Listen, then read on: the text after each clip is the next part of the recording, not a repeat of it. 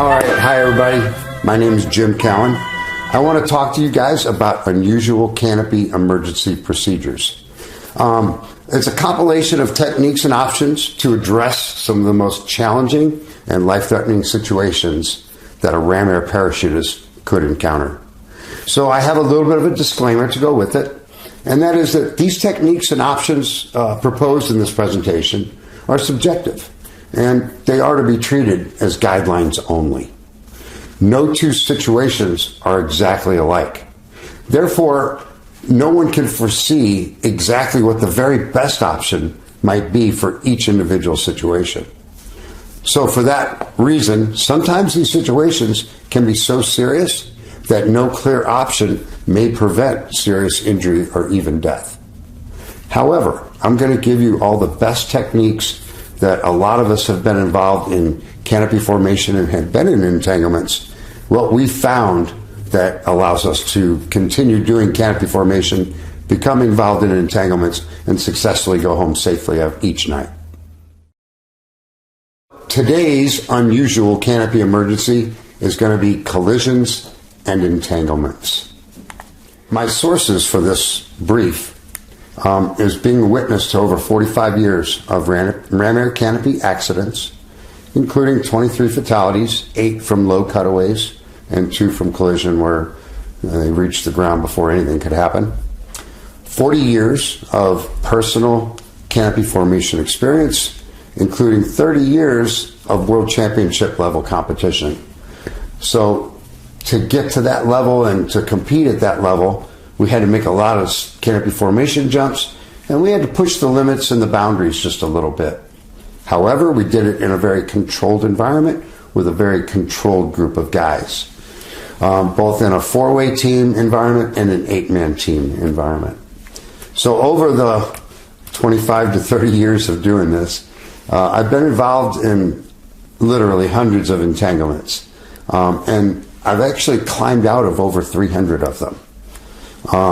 Now, out of the rest, I've been about 140 times where someone else had to cut away, and I've personally had to cut away 15 times from some form of canopy entanglement. Fortunately for us, we were always doing this at higher altitudes where we had time and altitude to deal with any kind of crazy stuff that's going on. So, but we figured out ways to do it that were appropriate and ways to do it that probably didn't work out so good. So we're going to go ahead and share those with everybody. My background, a lot of people would like to know, if you're a guy going to tell us about this stuff, how'd you get there? Well, I was raised by a family of skydivers back in St. Louis, Missouri. My parents and uncles were instructors, riggers since the 60s. I started parachuting parachutes at my parents' drop zone when I was 10. I worked there till I was 16. Started skydiving at 16 at their drop zone. I learned to hang glide a year before that when I was 15. My uncle had a hang gliding school. And then I worked at a flight school and sold powered aircraft at 17. And then became a jump master and started doing instructional jumps at 18. Also got to jump into my first Cardinals baseball game when I was 18. All right, so I got a little over 24,000 jumps to date, which is not a lot for how long I've been jumping, but I was not a professional jumper until the early 90s. I personally trained a lot of students. I used to do all the canopy control at my drop zone, which was called Quantum Leap back in St. Louis. My brother and I opened the drop zone, and we were on skydiving teams together and all of that. Then in 2003, I sold out to him and I moved out to San Diego and started working for the Navy. Worked at the Navy Free Fall School as a rigger and an instructor. And then I got a temporary job being the safety officer for the Navy parachute team, which is a canopy formation team that also does canopy formation into stadiums for the Navy. I did have the opportunity to work for Complete Parachute Solutions for almost a decade. And we opened the Complete Parachute Solutions Tactical Training Facility out in Arizona. My USPA background, I'm currently a USPA Safety and Training Advisor in the Arizona area. I'm a tandem and static line and AFF instructor. I did have instructor examiner ratings in static line and tandem for over a decade, but I let those lapse just because I wasn't training enough people. But I also was able to represent the United States at the World Championships on 9 different occasions every other year over several decades. And I was able to have some really good success with my team, Quantum Leap. I got 4 gold, 4 silver, and a bronze over those World Championships. And we also did really good at the Nationals and won like 25 gold medals doing 4-way rotation and 8-way speed. All right, this first video I got for you was my 8-way team practicing for World Championships out in Arizona. This has been a couple decades ago, so I apologize for the video. Yes, that's me and my brother. We had to wear something on our heads, so we made bicycle hats. Anyway, this is our 8-man team. Everybody's got to jump out, open their parachutes, fly together, and grab onto the right lines. This is about world record speed at this time, which is about 32 seconds. But the build was a little sloppy and was moving around a little bit. And so we always had our new guy that was new to the team. He was number 8. So he's the one that's going to come into the picture. You'll see him not yet. That's number 7. And here comes number 8. So today, he wasn't being aggressive enough. We said, hey man, you got to be more aggressive. So I like this part where he goes around, picks his feet up, goes right through the other guy's lines, and then things kind of go a little awry from there. All right, so now we're left with somebody holding on to the top, another guy below him wrapped up in a parachute, another guy below him wrapped up in a parachute, and another guy below him looking up at it. So this all started at about 7,000 feet. So at this point, everybody's talking. And we're trying to figure out who can cut away without endangering the other jumper. So we make the decision to drop off the bottom guy.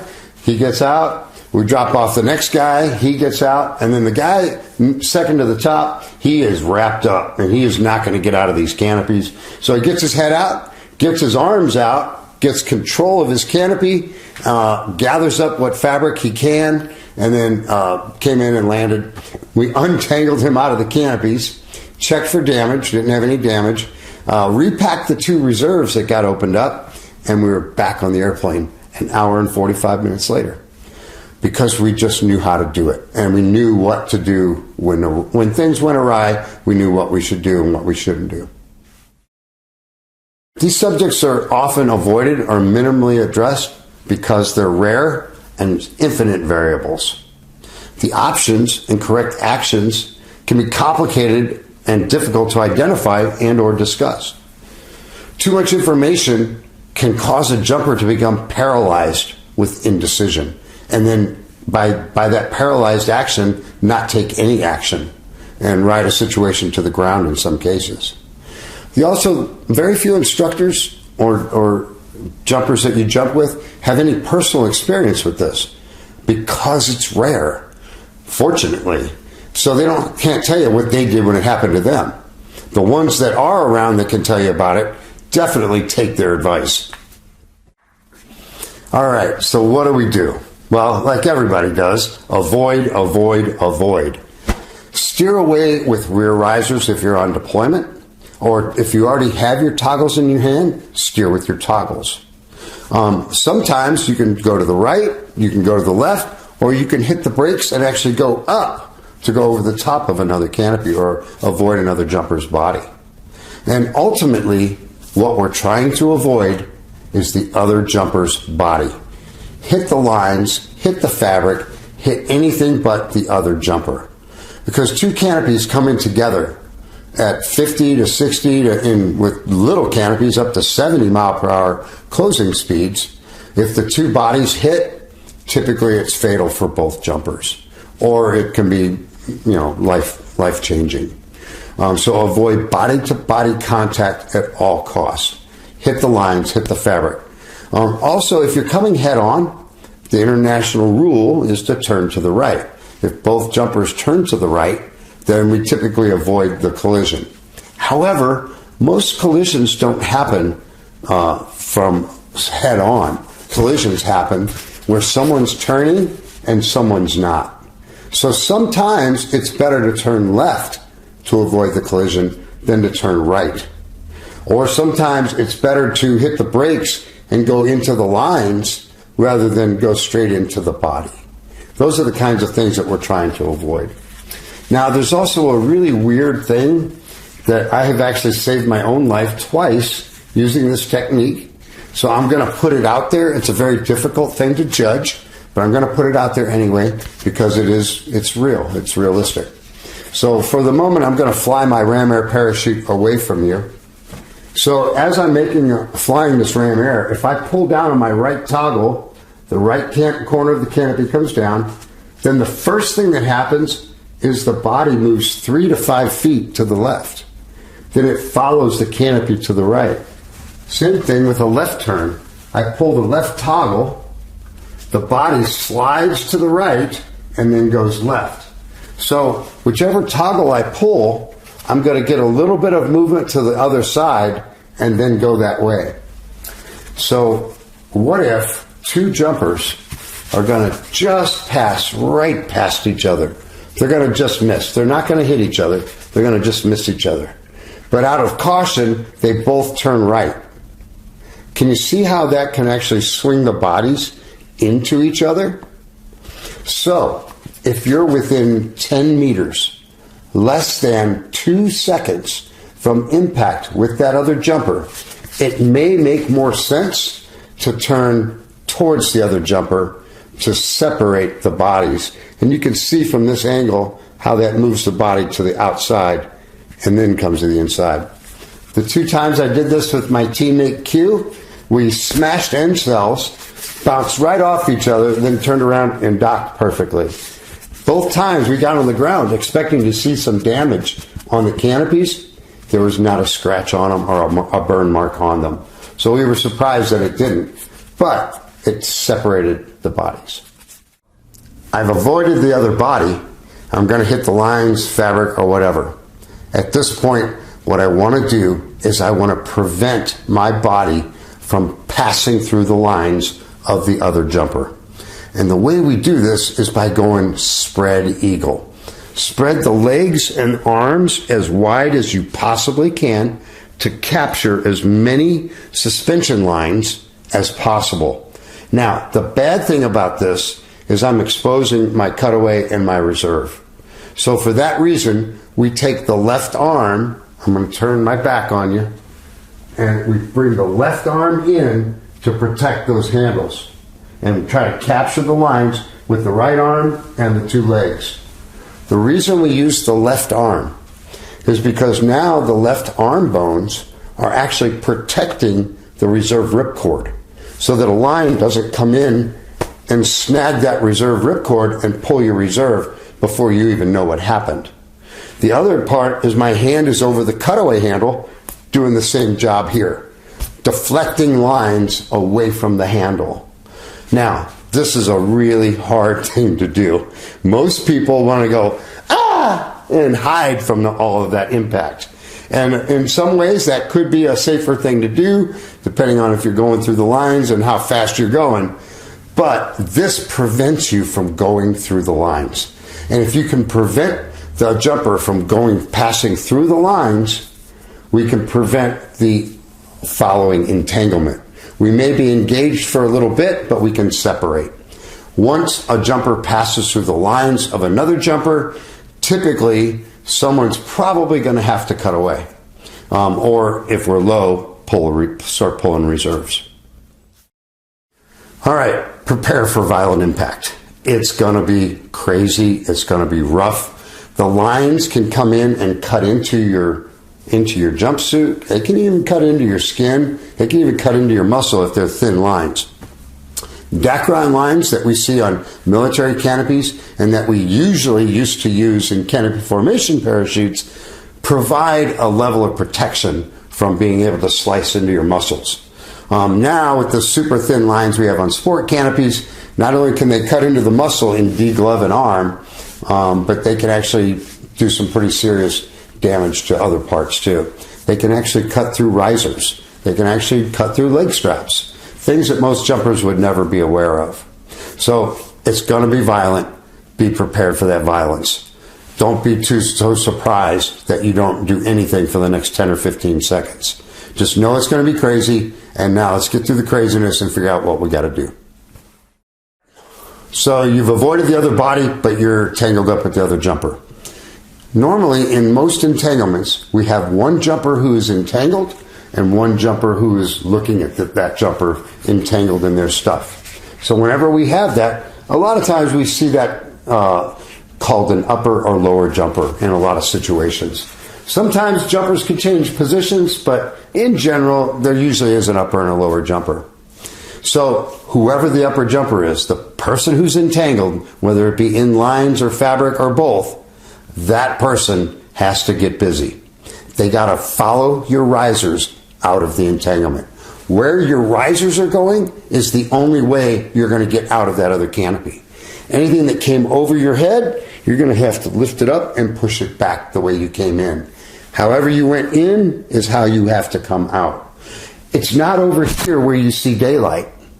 It's where your risers are going. And you may have to create that daylight by moving fabric and lifting lines while protecting your handles. Don't get so wrapped up in doing all of that you end up snagging a handle while you're doing it. Any lines or fabric, if you're trying to lift it off your head, if your canopy starts to turn, that weight can become so much that you can't physically lift it.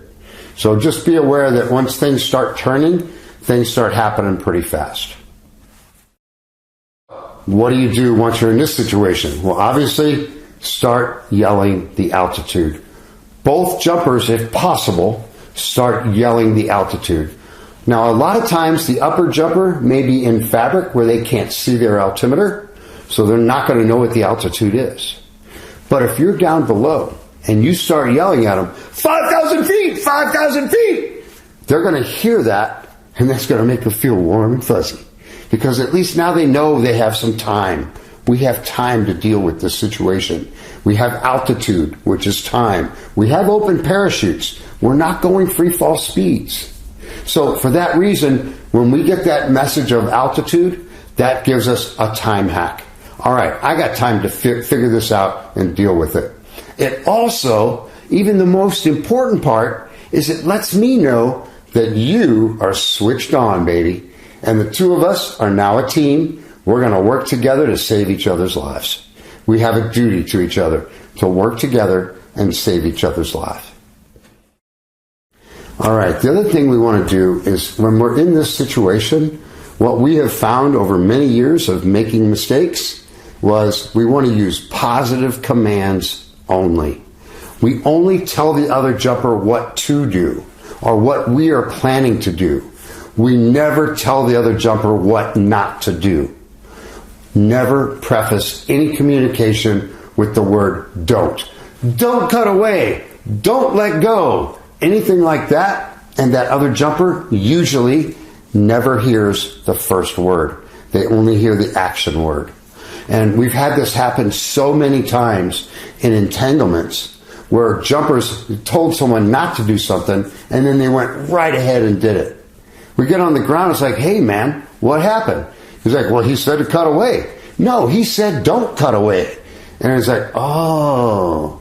So it took us a lot of mistakes to figure out to not do that. And in fact, if you don't like what the other jumper is proposing, yell the word stop. That word comes through like a freight train. All that fabric rustling, all that noise between your ears, that word stop, it breaks right through. I don't know if it's the S and the P that have the sizzle and the pop, but it comes through and you can hear it. So if you start yelling at me to stop, I'm going to reevaluate. I'm going to go, why does he not agree with this plan? Oh, because I got that line wrapped around my leg. That's a good call. Thanks, buddy. All right, the word cutaway. What we're trying to do is we're trying to get everyone on Earth who uses ram air parachutes to use the word cutaway in an entanglement as a command only. That way, if anytime I'm in an entanglement with someone and they start yelling the word cutaway, I know that their intent is for me to cut away, not that they're going to cut away.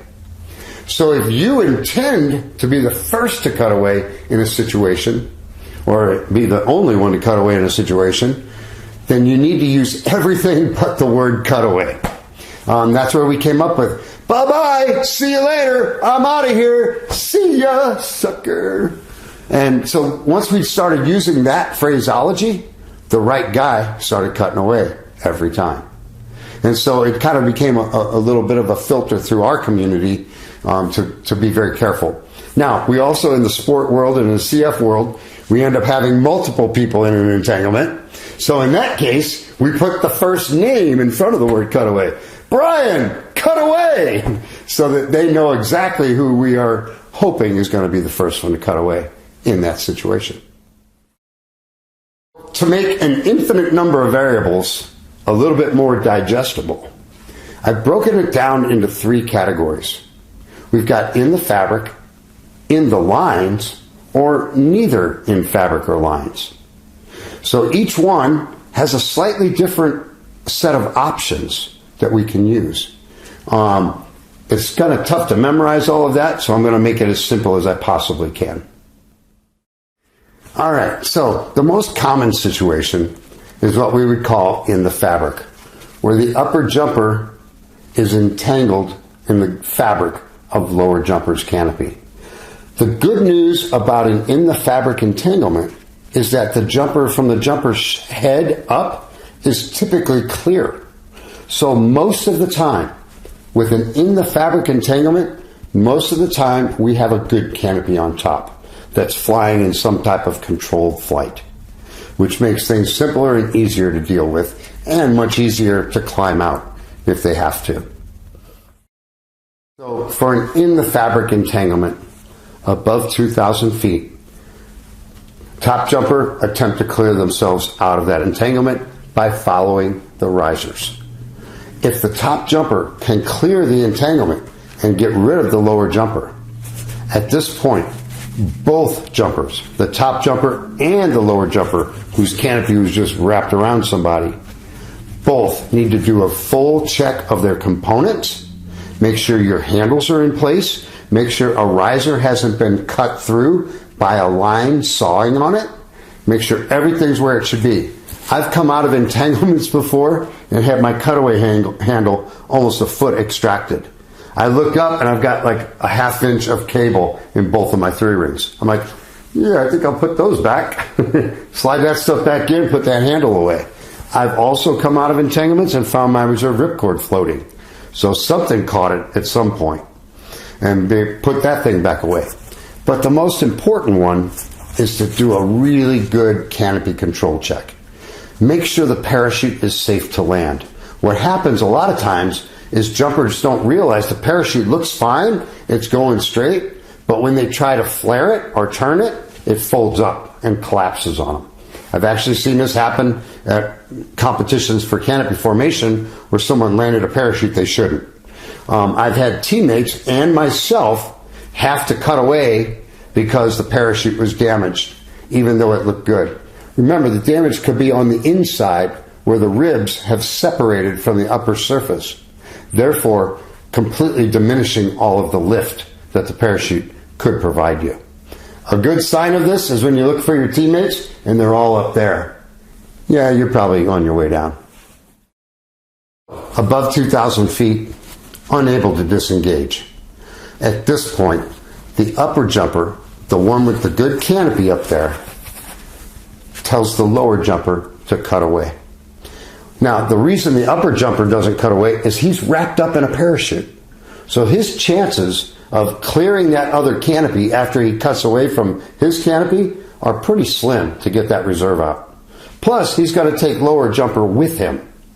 So with a good controllable, semi-controllable canopy on top, upper jumper wrapped up in fabric, tell the lower jumper to cut away. Now, once that lower jumper cuts away, it's going to take all the lines and blow behind him.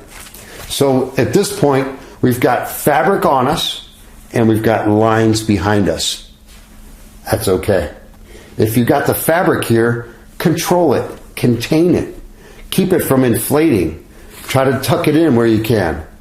But it's safer and easier to hold the fabric on you, get control of your parachute, slow it down, The slower you go, the less air is trying to open this canopy that's on you, and fly nice and slow.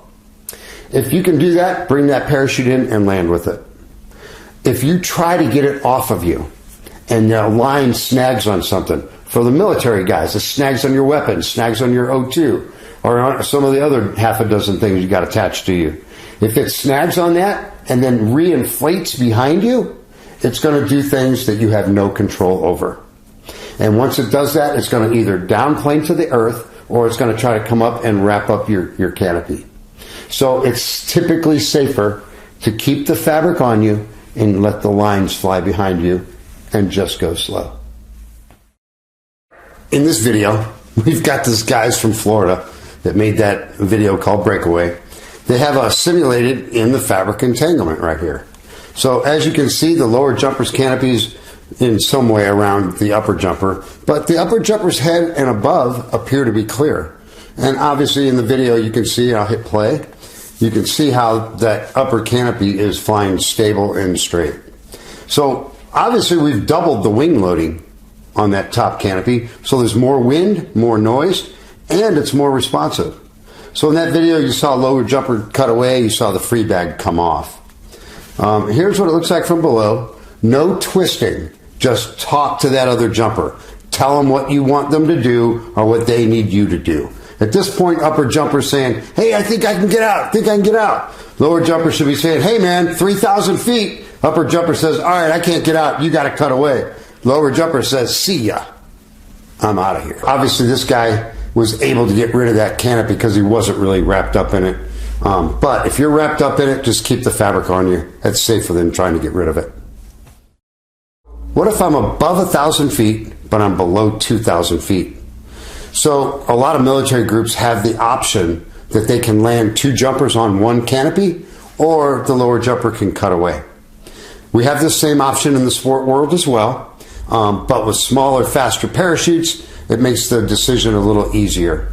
For myself, if I'm above 1,000 feet, I would prefer to go ahead and cut away and get my reserve out immediately than try to land two people on one parachute. However, it depends on the situation. So what are the conditions? Is it gusty and turbulent? Is it thermally with dust devils? Is the landing area smooth desert or smooth vegetation?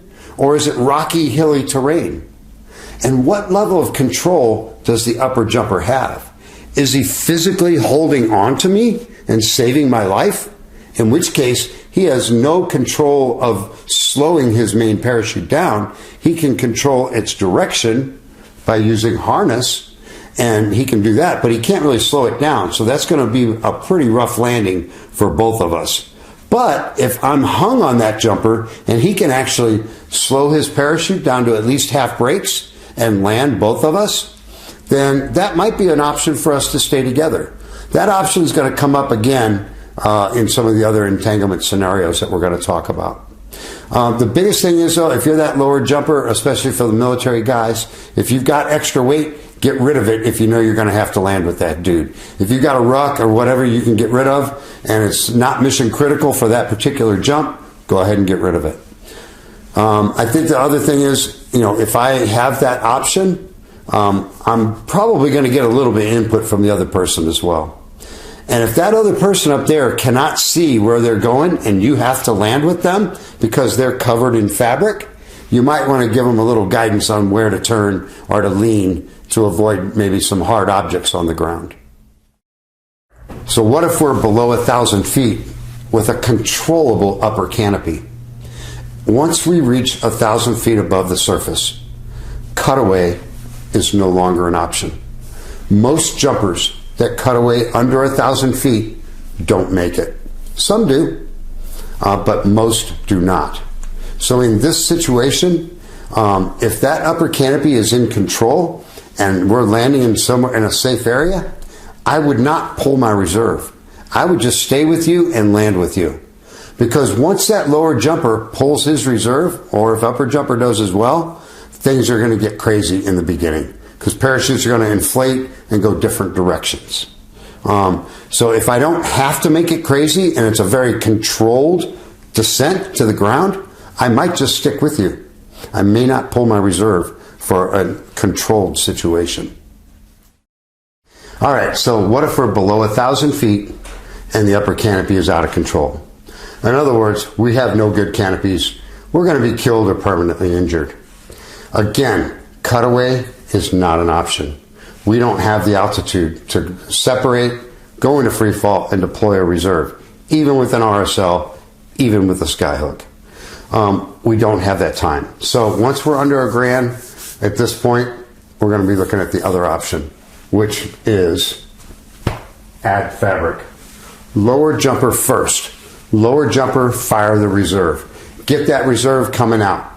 It only takes a few hundred feet for that reserve to come out and start inflating.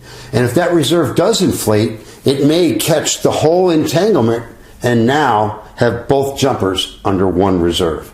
I actually saw this happen at the 2003 World Championships in France, where a team was going in, a reserve pops out under 500 feet, grabs both jumpers, flies into a tree, and both jumpers walked away. I think if they'd have hit the ground, they might have been injured, but it definitely saved both jumpers' lives. So it is completely doable. Now, the other jumper may also pull their reserve as well and add even more fabric. But once those reserves come out, they're going to do different things. So if both jumpers have an open canopy that if they weren't tied together, they could control, then we have the option of the lower jumper having the potential to release the entanglement and transfer onto the already open reserve.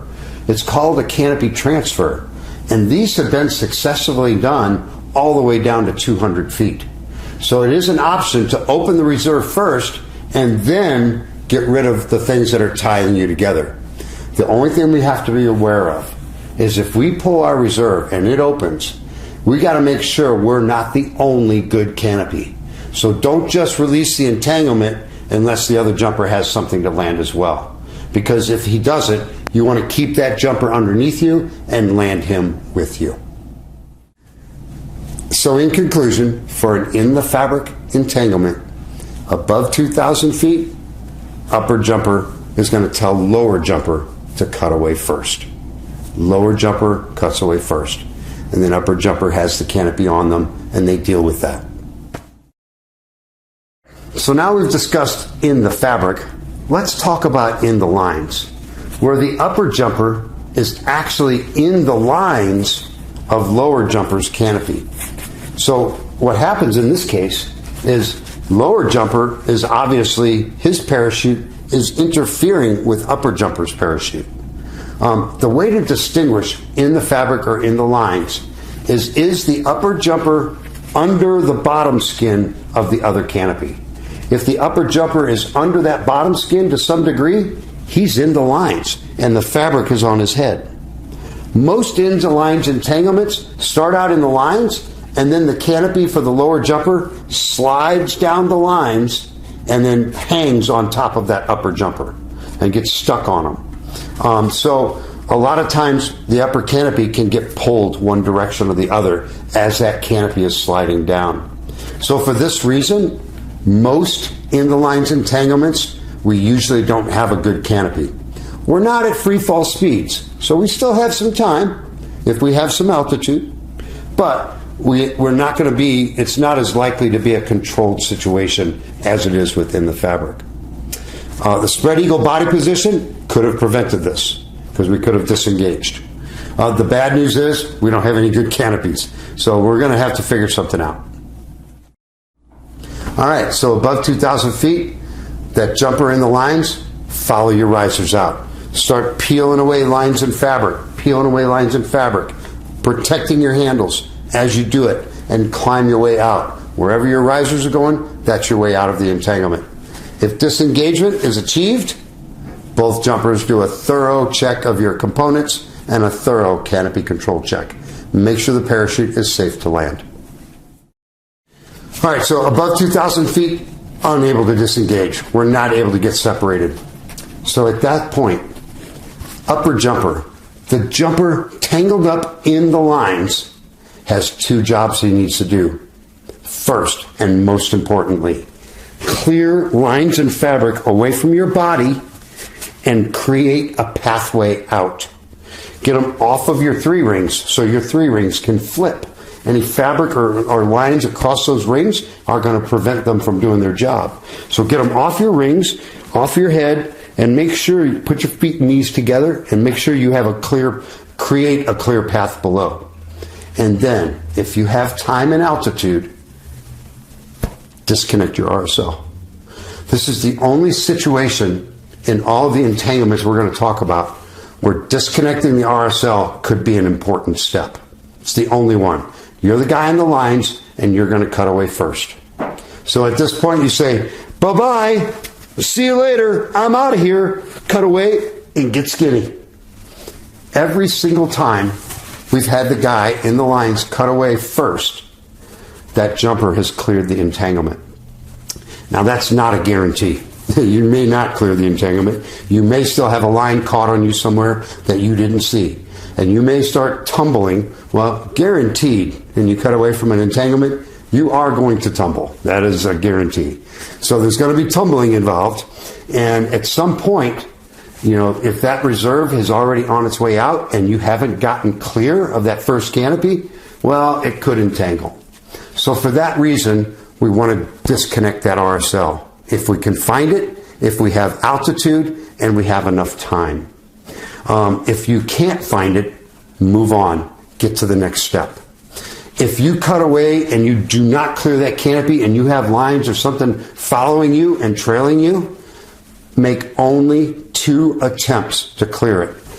1, 2, and if it doesn't clear, reach over and fire the reserve. Add fabric right now.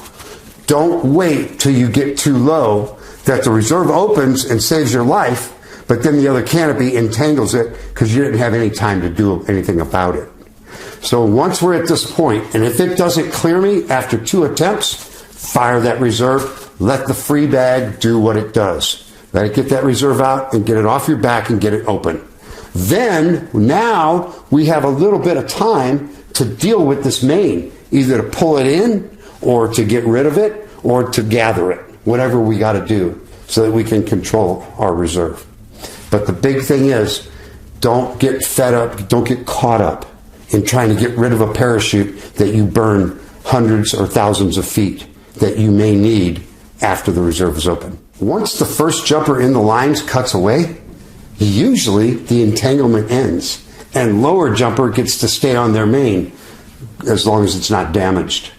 The reason is the jumper in the lines is what's tying the canopies together. Once you eliminate that jumper, you eliminate the tie point. And most of the time, not always, but most of the time, the entanglement clears. And that lower jumper stays on the main. Now, if it doesn't, and the lower jumper is unable to clear the entanglement, the second jumper to cut away needs to wait 5 seconds. That's all you need is 5 seconds. Give that first jumper time to clear, get stable, or get a reserve out, and start to fly in a direction. If you wait a minimum of 5 seconds, when you cut away and head down that way, that jumper is probably not going to be there. I've never seen the other jumper anywhere near the second jumper if they waited at least 5 seconds. Once both jumpers have cut away, first and foremost, steer clear of each other. But also, you've got canopies up there on the way down. So if you can make eye contact with them and avoid them, that's a good idea as well. All right, so this next video, we've got the boys in Florida. They're going to do an in-the-lines entanglement here. I'm not exactly sure how they did this. He kind of came in from the back in some way. It's very bizarre. Either way, it's going to demonstrate what an in-the-lines entanglement may look like. The one thing this doesn't show is normally with the in-the-lines entanglement, that upper canopy is not usually very controllable. In this case it is, because it's kind of a controlled environment. So here we go. So you can see him climbing in those lines there. He's about halfway between the other canopy's bottom surface and the jumper. So anytime you're under that bottom skin of that lower jumper's parachute, you are in the lines. So on this one, the jumper's going to cut away, makes a little contact on the way by, no big deal. Second jumper waits exactly 5 seconds, and then he cuts away. And as you see the camera pan down, free bag come off, you don't see the other jumper anywhere. So this leads to the big topic of discussion. Why upper jumper first in the lines? And what it boils down to is really simple. I need lower jumper to stay attached to their parachute and keep tension on the lines. I just need your dead weight down there, keeping them lines tight so I can slide out of them. And when we started doing this on our canopy formation team, we never had anyone ever get stuck in the lines or have to fight their way out of the lines to get a reserve out. It changed everything for us. So that's why we promote it now, is upper jumper in the lines cuts away first. But it is very important that that upper jumper clear lines and fabric and then make themselves skinny and make a path on the way out. As canopy formation jumpers, we're slick. We don't have a lot of snag points. Military guys, you guys got everything designed just so it can snag onto parachutes. NVGs, weapons, O2 bottles, all of that. So your chances of sliding right out are a little bit less. You may snag onto something. You may bring that other canopy with you for a period. However, it's still better than the option. And even though there's a chance that it's going to happen, I haven't seen that happen to anyone. Anyone that's had the upper jumper cut away from the line, who's in the lines, cut away first, they cleared the entanglement. Doesn't mean you couldn't be the first. In a lot of the military jumpers' briefs, it has a line in there that said if lower jumper were to cut away before upper jumper could become fatally engulfed in lower jumper's canopy. So in some way, they recognized what we're talking about here, but they didn't really identify it real clear. And that means it's not really an in the fabric entanglement, it's for the in the lines entanglement. It doesn't really apply to in the fabric. But if that upper jumper is under the bottom skin of that other canopy, that's when we want to have that jumper be the first to go. So this first entanglement, this is a military demonstration team. They're teaching a new guy how to do a little canopy formation. He's going to come down through the cameraman's canopy into the lines and get entangled in the lines. Two things that could have prevented this is if that upper jumper, as he started coming into that canopy, if he would have stiff-legged that bottom canopy and hit his brakes, he would have went right back out and probably wouldn't have come down into the lines. But he's inexperienced with this, so he didn't know that. But what happens is when you stiff-leg that canopy, you deform the airfoil on that parachute, and it immediately loses lift and drops. So instead of coming up around you, which is what you would think that would do, it actually has the opposite effect. It collapses the airfoil, and it causes it to fall away from you. So we're going to hit play, and here comes this guy down through his canopy. If you can hear the communication. So at first he's telling him to relax, because he's got lines around him. So now he's settled down under the bottom skin. He's getting that last line off. Cut away, John. He switches to cut away, John. And so then John cuts away. So that jumper, the jumper with the camera, recognized when that guy cleared that line off of him and saw that, hey, you're good to go now. And then he changed his command from relax to cut away. John cut away. The entanglement ended. Cameraman stays on his main. That is a very typical in the lines type of entanglement. All right, so with this one, this is a typical military hey-ho profile where everybody dives out the back and pulls right after they get stable. In this case, what do all jumpers that jump ram air parachutes, what should we do when we open a ram air parachute? The first thing we do is reach for the rear risers, get a good grip on them, and then look forward. And we're looking at the cone of death out in front of us. Anyone that's going to collide with us and potentially hurt us or entangle with us is going to come from that cone. They're not back here, they're not back there, and they're not back there. They're coming from here. So once I get a grip on those rear risers, eyes forward, and I'm looking for that jumper who's trying to come and kill me. And now I'm ready to make a right turn on rears or make a left turn on rears. I can get away from them if they're line twisted with no control coming right at me. Now in this video, this guy, I'm going to hit play. This guy has a perfect exit, perfect opening, and has a perfect on-heading opening going in the correct direction. However, he took for granted what happened to the guy in front of him. He went 180, comes right at him, right there, right through his lines. Now they start communicating. He says, can you get out of it? And the guy goes, no, I'm wrapped. And so then the bottom guy says, all right, well, I'm going to cut away. So he says, I'm cutting away now. Now he does disconnect his RSL right here. Not needed. You don't have to mess with that when you're the lower jumper.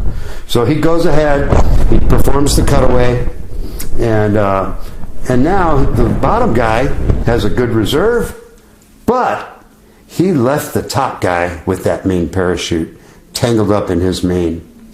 So I like the fact that they communicated. I like the fact that they made a decision and executed. Awesome. Not exactly how I would have done it. In my opinion, that wasn't in the lines entanglement, and I believe that the upper jumper should have cut away first. Because had the upper jumper cut away, he would have cleared the entanglement, and lower jumper would have most likely stayed on their main.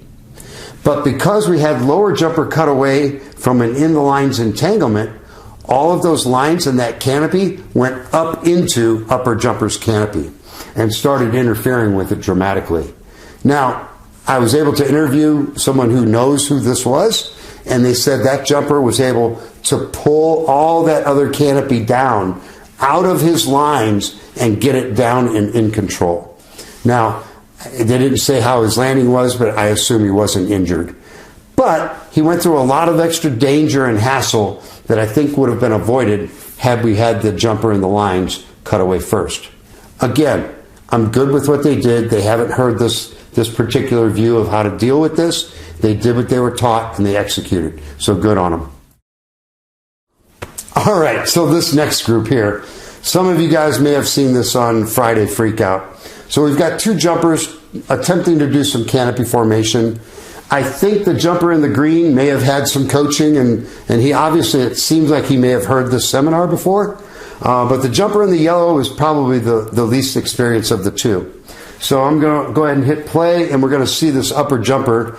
He kind of just flies right through lower jumper's lines right here, spins around in front of him, and now he's stuck against the front of the other jumper's canopy. So at this point, the two canopies are stuck together. At this point, no one has passed through any other canopy, so they're not actually entangled. But upper jumper, for some reason, doesn't really do anything. Lower jumper's communicating. Upper jumper's not communicating. Upper jumper's not really doing anything. He's just kind of hanging here and slapping at the fabric. He needs to get busy, because now he's going to put himself in a pretty tough spot. Once that lower jumper cuts away, we're going to watch upper jumper's camera, and we're going to see what happens to upper jumper here. So as soon as that lower jumper cuts away, watch where all the lines go. They come right up and all over him. If we look right here, we got that fabric in his face. It's making a lot of noise. This kid is pretty lucky here that and none of this fabric grabbed onto that nose ring. Would have ripped that thing right out. So here's the other jumper. We got good eyesight here.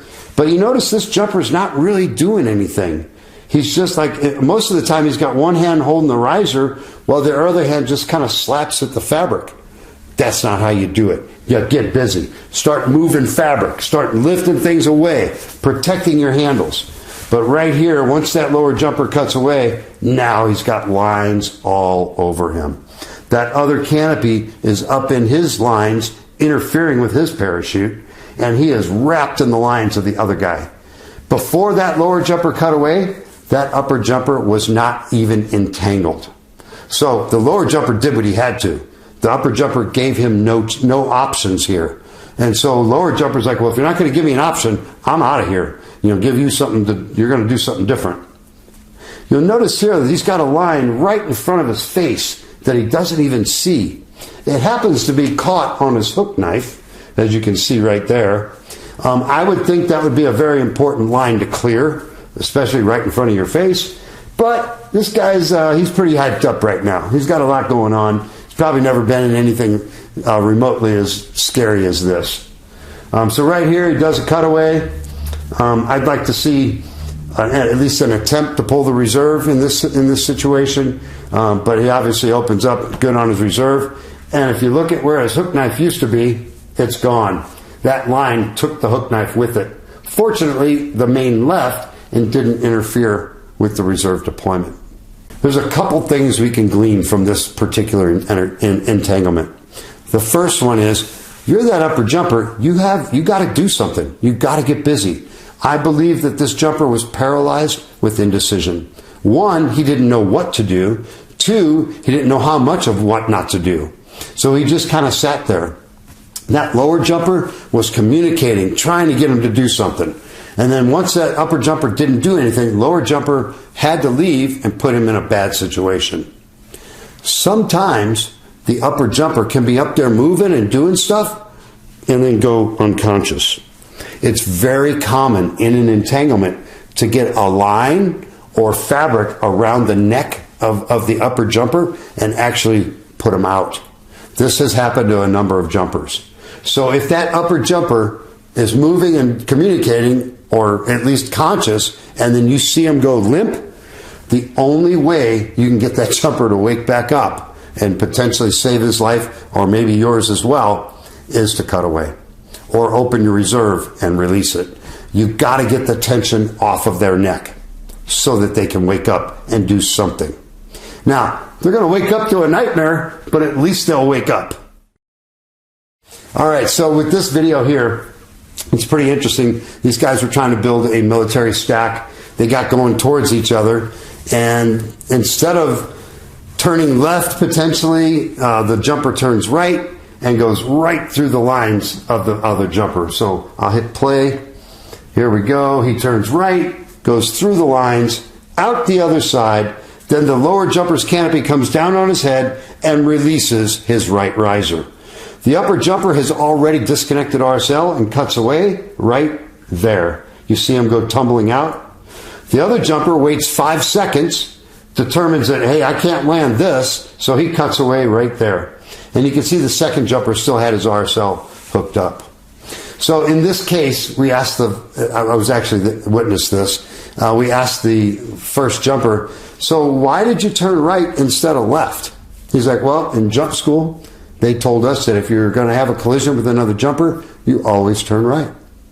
I'm like, awesome, you followed your training perfectly. Now let's add some additional training. You can go left. You can go up. Going back to this option between 1,000 and 2,000, a lot of military groups use that. So for an in-the-lines entanglement, it is possible that this would be a controlled situation, that two jumpers could land under one canopy. I'm actually going to show you a video in just a few minutes where that would be possible. However, it goes back to, what is the situation? What are the conditions of the wind and the air? What are the conditions of the landing area? And how much control does that upper jumper have? Does he have any control? If I had the option, if I'm above 1,000, I'm going to go ahead and cut away and use my reserve if I have that option. But there may be a reason why you have to stick with that other jumper. So now let's get to the part where we can't pull the cutaway handle anymore. We're below 1,000 feet, but the upper canopy is controllable. And we could land 2 people on that upper canopy. For the military, these are usually pretty big parachutes, so we have a lot of margin there. For a sport world, if that guy's on a Valkyrie 79, this is going to be a tough one, you know. But if he's on a Sabre 190 or a 230 or something like that, well, that's absolutely big enough for 2 people to land under and walk away potentially, depending on what the surface is like. Again, we're below 1,000 feet. That upper canopy is controllable. Lower jumper yells to upper jumper, hold me, hold me, hold me. Remember, we don't say to not let go. We tell them what we want them to do. Positive command, hold me. At this point, you may tell that upper jumper which way to turn. If he's covered in fabric, he may not see the truck that he's flying straight towards. So you may tell him, hey man, little left, I don't want to hit a truck. And that upper canopy can actually just lean with the harness. And when you have the weight of the lower jumper with you on your canopy up there, guess what? The harness becomes a lot more effective. So even just a little bit of harness maneuver can actually avoid an object if you have the ability to steer it. Depending on if that upper jumper, if he can, we want to slow that upper canopy down a little bit. We don't want to land at full speed if we don't have to. But trying to flare for the lower jumper is really difficult. My recommendation, rather than trying to time a flare for somebody who's 25 or 30 feet below you, my recommendation is to just get down to deep brakes, half brakes, somewhere in that range, 1/2 to 2/3, enough to control the rate of descent the best you can, but not a timing issue. Just get it slow and try to get the ground as slow as possible. All right, so with these guys here, we've got a military group. We've got a kind of an ambiguous stack. In a military stack, everybody should be in a row behind each other for the most part, slightly graduated up a little bit higher than the one in front.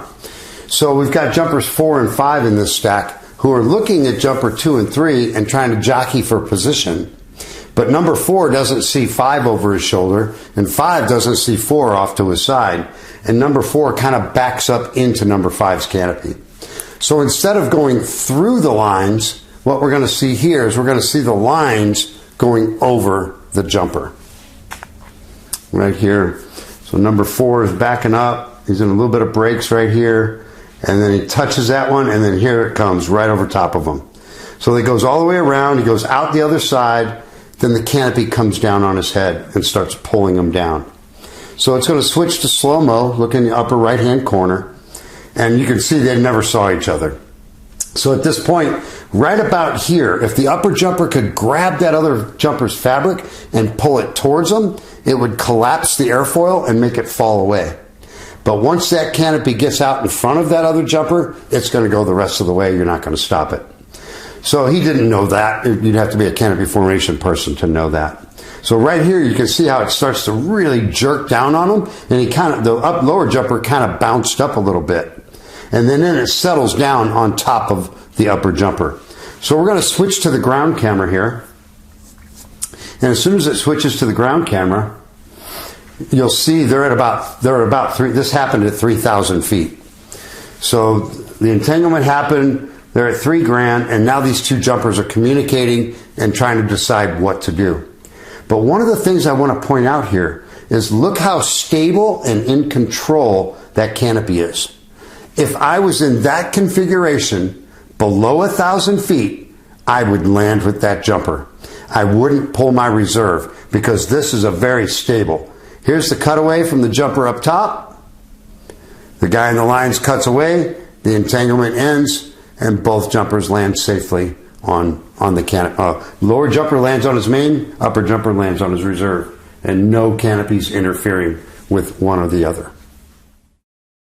So if we're below 1,000 feet and that upper canopy is not controllable, either it's stalling or it's starting to spin, well, at that point, we're under 1,000 feet with no good canopies. So the first thing we got to do, lower jumper first, add fabric. Add fabric. Fire that reserve from that lower jumper.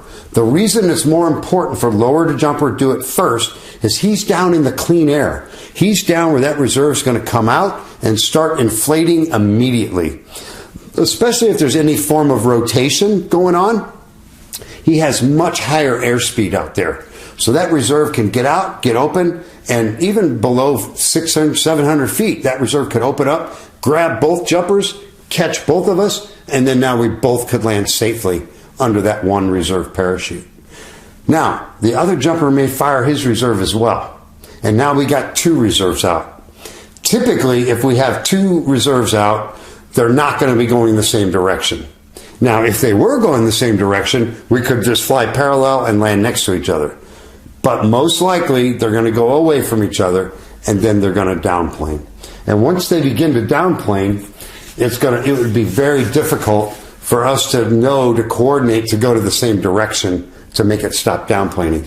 So that's the part where the jumper that lower jumper can release the entanglement.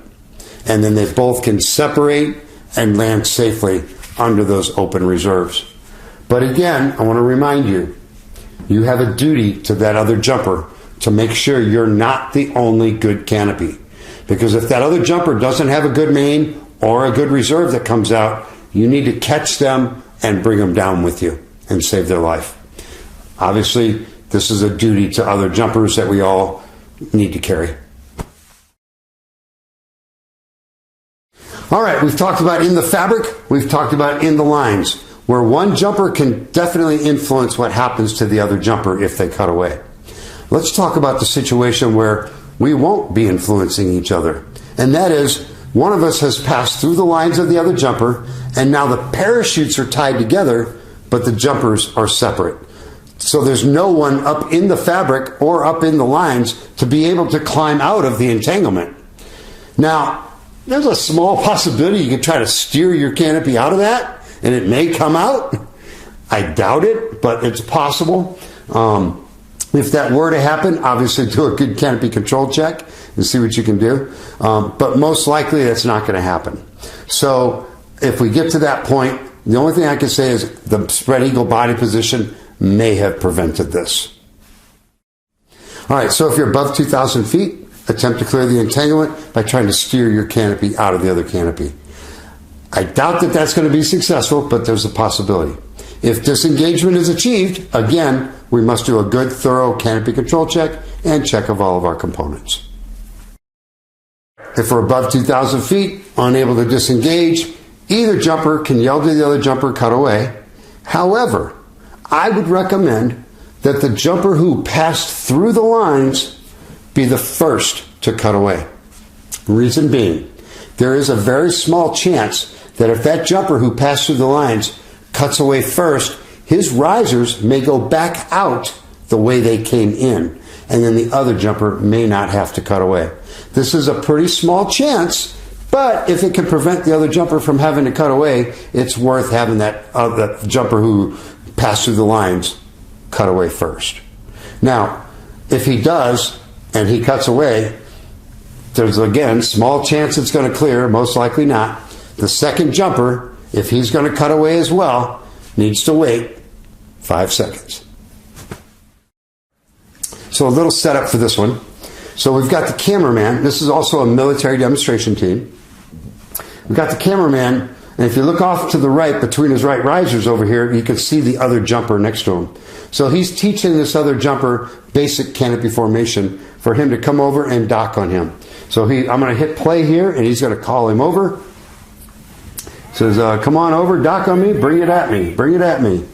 So he brings it at him, right on the center cell, and then the cameraman goes right out the back.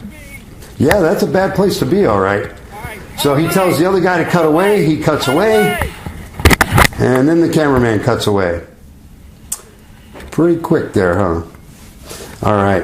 I like this part at the end here where he giggles. Yeah, that's the best part. There's a couple things that I would have liked to have seen done differently there. First and foremost, when that guy came and docked on him, the cameraman only had his feet a little more than shoulder width apart. If you've got a canopy coming up on you, either in the front or on the back, get those legs as wide as you can get them. You want to capture as many suspension lines as possible with your legs. And that just stops you at the front door. Doesn't allow you to pass through. Obviously, once he did pass through, the cameraman became the jumper who went through the other lines. So it's a very small chance, but if the cameraman had cut away first, there's a small chance that his risers would have cleared the entanglement and the other jumper may not have had to. The cameraman may have wanted the other guy to go first because the other guy had less experience and he just wanted to make sure he cleared. So that's possible. But then the last thing I'm sure most people caught is the cameraman cut away pretty quick. It was actually about 1 second after the first jumper. And if you look at when the cameraman's opening, he goes pretty close to that other reserve. Fortunately, that other reserve opened going away from the cameraman. I think if it had opened 180 degrees coming towards the cameraman, it would have been pretty close. So for that reason, just make sure you get that 5 seconds in if you can. Going back to this above 1,000, below 2,000, unable to disengage from the entanglement. The jumpers in some environments have the option to land 2 people on those 2 canopies. I don't see how that would be controllable. I'm most likely somebody's going to be cutting away, if not both. So it is if both pilots could steer their parachutes and keep them flying together, they could land together, but I don't think that's going to be very easy or very possible. What if we find ourselves below 1,000 feet AGL with the upper canopy controllable? Almost exactly like I showed you on that one video where that canopy was nice and stable. Had that been under 1,000 feet, I would have landed with that guy. I would not have pulled my reserve. So if it's controllable and you like what's going on, land with them. You also have the option to pull your reserve if you need to. But in that case, remember, when that reserve comes out, things are going to get crazy at first before they get stable. All right, so the most likely is going to be we're below 1,000 feet, we're uncontrollable. We don't have any controllable parachutes. Either or both jumpers at this point, add fabric. Add fabric. Let's get them reserves out, baby. Get them open as fast as we can. Both of us are clear of lines and fabric, so both reserves should come out right away. Remember, if both reserves open, the chance of them going in the same direction and going parallel is pretty slim. Most likely they're going to go apart and they're going to start to downplane because we're tied together by the entanglement. So if you got a good reserve to land under, I got a good reserve to land under, but we're getting downplaned into the earth, the lower jumper or the jumper that passed through the lines, release the entanglement. Actually, in this case, either jumper could release the entanglement and then transfer onto the already open reserve. Remember, canopy transfers can be done all the way down to a couple hundred feet. Cutaways below 1,000 feet usually end fatally. A lot of people that are jumping a skyhook believe that they can cut away below 1,000 feet because that MARD, that main assisted reserve deployment device, is going to get that reserve out and get that reserve out of the bag quicker than a standard RSL. If everything goes according to plan, it absolutely does. It can take a couple hundred feet off of a reserve deployment.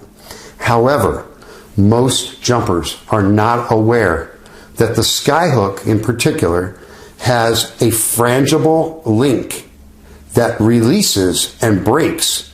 It's that red lanyard that goes onto the Skyhook. That red lanyard is designed to fail if the force pulling on the bridle exceeds 300 pounds. It breaks, lets go of the Skyhook, and then it's a normal RSL deployment. So what you got to know is you're going to take a guess on whether you're going to exceed 300 pounds on the pull of that reserve bag. The reason that is part of the system is because of something called bag strip. What can happen is that reserve pilot chute, it jumps out of the container and then it stops and we keep going, or it takes off really fast depending on your perspective, and it gets a lot of speed before it picks up the bag. And because it's going so fast, when it picks up the bag, it can jerk the bag so hard that it can pull the bag right off the canopy and leave the reserve and all the suspension lines laying in the reserve container. It's called bag strip. And it is a real phenomenon. I've seen video of it happening. So for that reason, the Skyhook is designed that if that force, when it goes to pull that bag up, if it exceeds 300 pounds, it lets go. And now it's just a regular pilot chute RSL deployment. So for that reason, you can't count on a Skyhook to allow you to cut away lower. I would say in a very controlled situation, you're probably not going to exceed that. But I see sport jumpers all the time that if they have a spinning malfunction on something like a 90, a 100, 103, and they have a spinning malfunction, I know one guy that cut away 3 times and broke the red loop all 3 times. I've also seen a whole bunch of times where a military guy in a hard spin when they cut away, that heavy reserve, which is 20-something pounds, that force would exceed 300 pounds, and the red lanyard would fail. So for that reason, we can't cut away lower just because we have a skyhook. We have to respect the frangible link. After we talked about all those 3 different ways that we could be entangled, remember, in the fabric, lower jumper cuts away first. In the lines, tangled up in the lines, the jumper in the lines cuts away first, while lower jumper holds those lines tight for them. Neither jumper in lines or fabric, either jumper can cut away without endangering the other jumper, but the guy who passed through the lines should go first if possible. Looking at hook knives, again, a hook knife is a very valuable tool in an entanglement. If you've got a line wrapped around you that you can't get off you, you have the possibility of using that knife and plucking and getting rid of it. Remember, a hook knife is a precision instrument. Use it with precision. Never slash at anything. You pluck with a hook knife. Pluck, pluck, pluck. And again, one line caught on you, tying the 2 of you together, or something caught in your riser, cutting off a bridle of another canopy or something like that, might be a good, quick way to use that knife. Just be careful with it and never slash. The reserve static line. Reserve static line is one of the greatest inventions to skydiving. It has saved literally thousands of lives. And there are literally at least 1,000 jumpers who would be alive today had they used an RSL. Because it's pretty common for someone to cut away and then try to get stable before they deploy the reserve. Remember, when you come out of an entanglement, you're going to be tumbling. So getting stable is not the priority. Getting the reserve out typically is. Now, the only time the RSL has any impact on any entanglement is if you're the jumper in the lines and you're going to cut away first. That's the only time you need to disconnect that RSL if you can find it and get to it. Now, it's not uncommon for your harness, your handles, and everything to be in weird places during an entanglement. So where you typically reach for stuff, you may not find it. Where you typically reach for an RSL, it may be way back over here. So if you can't find it, don't spend the rest of your life looking for an RSL. Move on to the next step and get the cutaway and or reserve pulled in the correct order, in the fashion you need to. Disconnecting that RSL, if I'm at 2,000 feet or under 2,000 feet, I may not even worry about disconnecting it because I want that reserve to start coming out the second I pull that cutaway handle because I'm low. Now, the reason we do disconnect it, like we said, is if we don't clear the entanglement right away and we've got a few thousand feet to work with, we don't really want that reserve coming out immediately. We would like to actually activate the reserve ourselves once we're either clear of the other canopy or we can't get clear of the other canopy, then we activate. So even if I don't clear the other canopy and I fire that reserve, that's where the greatest invention in parachuting comes into play. And that is the free bag on the ram air reserve. It allows a horseshoe malfunction to allow the reserve out of the bag. Even if the pilot chute gets caught up on the jumper, the bridle itself could deploy the reserve, but if the reserve gets to where it can get out of the bag, at least now the bag will not interfere with the reserve. Again, it saved my life once, and I know it saved countless others. So in review, what is the most important thing to prevent in a collision with another jumper piloting a ram air parachute?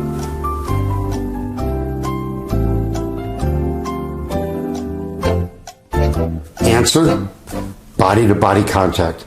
Avoid the other jumper's body at all cost. Hit the lines, hit the fabric, hit anything but that other jumper. This may require turning towards the other jumper to get your body to miss the other body. Remember, that would only happen in a very close environment. Sometimes a left turn or sometimes brakes to go up is the way to avoid a collision with another jumper. Don't just turn right. Do what makes the most sense in the situation. If a jumper is engulfed in the fabric of another jumper's canopy above 2,000 feet AGL and unable to disengage from the entanglement, which jumper should be instructed to cut away?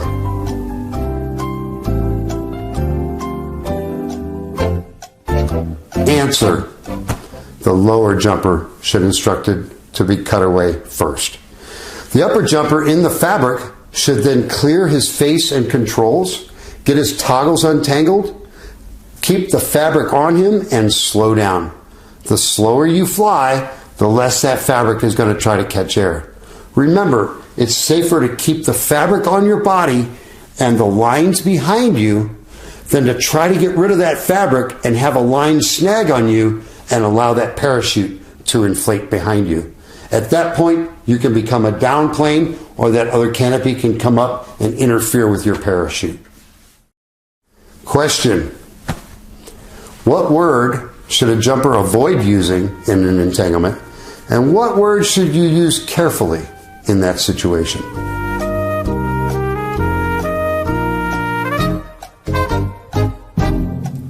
Answer: never use the word don't as a preface for any communication. Use the word stop if you don't like what the other jumper is going to do. Only use the word cutaway as a command for the other jumper. If there's multiple jumpers, use their first name in front of the word cutaway. If you're going to cut away first, do not use the word cutaway. Use everything but that word. All right, I'm leaving now. See you later. Bye-bye. So at least you're clearly communicating that you're leaving now. If that other jumper don't like it, he can yell stop. Question: if a jumper is entangled in the suspension lines of another jumper's canopy above 2,000 feet, unable to disengage, which jumper should be instructed to cut away first? And what two things does that jumper need to do before cutting away?